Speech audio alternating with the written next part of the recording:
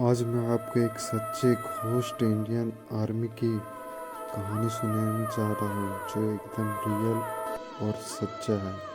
बहुत ही सच।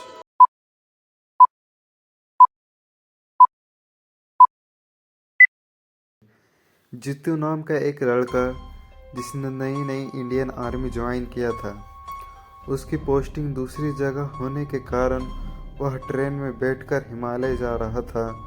उसने देखा कि उसके सीट के सामने सारे इंडियन आर्मी के लोग हाथ पैर जोड़कर जा रहे थे। वह सीट एकदम खाली थी और सीट के नीचे दो बैग पड़े हुए थे।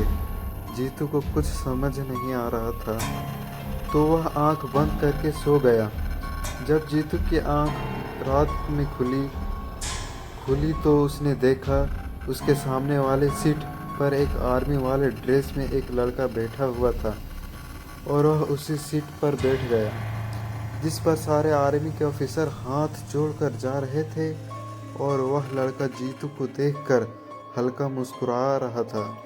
उसने देखा कि जीतू थोड़ा सा डर गया है और उठकर अपनी सीट पर अच्छे से बैठ गया। जीतू बोलता है, क्या यह तुम्हारी सीट है?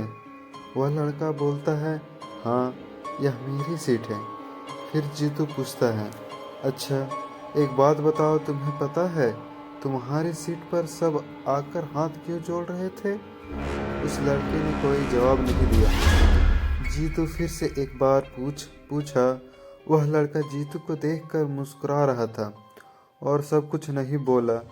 जीतू उस लड़के को पागल बोलकर फिर से लेट गया, सो गया। फिर जीतू की थोड़ी देर बाद आंख खुली। फिर उस सीट पर कोई नहीं बैठा था। जीतू थोड़ा घबराया और उसके काफ़ी अजीब लगने लगी सारी रात।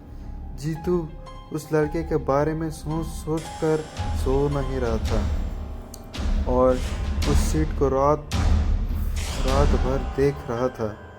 जब सुबह हुआ तब दो आर्मी ऑफिसर आए। उस सीट पर जो सीट खाली पड़ा हुआ था, उस सीट के नीचे दो बैग था। उसे निकाल कर ले जाने के लिए जीतू उसी समय आर्मी ऑफिसर से पूछता है।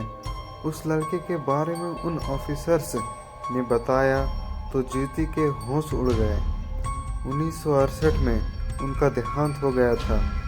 1966 में आर्मी ज्वाइन किए थे और उनकी पानी में डूबकर उनका देहांत हो गया था। 3-4 दिन तक जब उनकी बॉडी नहीं मिली तो उनको भगोड़ा साबित कर दिया गया और वह एक दिन रात में अपने दोस्त के सपने में आए और उन्हें सारी बात बताई और फिर यह भी बताया कि मेरी बॉडी कहाँ मिलेगी। अगले दिन ही उनकी बॉडी को खोजाया गया, लेकिन तब से आज तक बाबा हरभजन सिंह फौजियों के सपनों में आकर दुश्मनों की सारी प्लान्स बता दिया करते हैं। इसी तरह से इंडो चाइना बॉर्डर पर वह 40 साल से सेवा करते आ रहे हैं। कहते हैं कि हर रात में फौजियों को अगर नींद लग जाती है तो बाबा हरभजन सिंह आकर उन्हें थप्पड़ मारकर जगा देते हैं। यहाँ तक कि इंडियन आर्मी भी मानती है कि बाबा हरभजन सिंह की आत्मा आज भी इंडो चाइना बॉर्डर पर रखवाली कर रही है और उन्हें कैप्टन का दर्जा भी दिया गया है और उनके नाम से एक मंदिर भी बनवाया गया है। यह सब बात सुनकर जीतू बहुत चौंक जाता है। जीतू जैसे ही बॉर्डर पर पहुंचता है, सबसे पहले जाकर बाबा साहब सिंह के मंदिर में जाकर माथा टेक कर आता है। बाबा हरभजन सिंह फिर से कीटों के सामने आ जाते हैं और फिर गायब हो जाते हैं। दोस्तों, आप सभी को क्या लगता है यह बात सच है? कमेंट करके ज़रूर बताएं।